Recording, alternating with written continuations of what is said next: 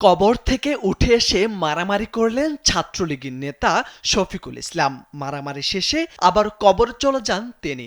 শুনতে অবাক লাগলেও এটি সত্যি প্রমাণ করলেন এক ব্যক্তি। শফিকুল ইসলাম জামালপুর পৌর শহরের পালপাড়ার বাসিন্দা। তিনি পৌর ছাত্রলীগের সহ সম্পাদক ছিলেন। তারপর দীর্ঘদিন রাজনীতিতে সক্রিয় ছিলেন না। কালবেলার হাতে আসা শফিকুলের মৃত্যু সনদ যাচাই করে দেখা যায় ২০২২ সালের ২০ সেপ্টেম্বর শফিকুল ক্যান্সার আক্রান্ত হয়ে মারা গেছেন। একটি সন্তান ও স্ত্রী রয়েছে তার।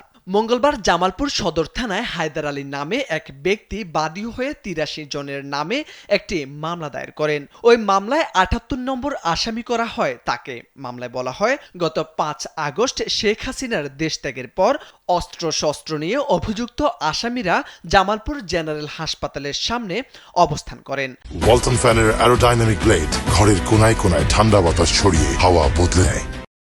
মামলার বাদী হায়দার আলী ও তার ২ সহযোগীকে অভিযুক্তরা মারধর করে নগদ ৩৮,০০০ টাকা ও একটি স্বর্ণের চেইন ছিনতাই করে নিয়ে যায় এবং হত্যার হুমকি দেয়। কিন্তু পরিবার, প্রতিবেশী ও মৃত্যু সনদ যাচাই করে দেখা যায় শফিকুল ইসলাম ২ বছর আগেই মারা যান।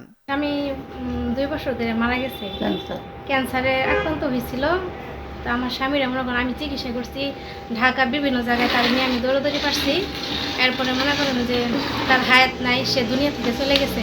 আমার স্বামী মারা গেছে প্রায় 2 বছর হয়ে গেল। আমার ছেলে ক্যান্সারে মারা গেছে, এই চালাই বাঁচি না। আমার কি বুঝে আমার ছেলে নেমে গেছে, আমি বিচার চাই আর নেগোটাই।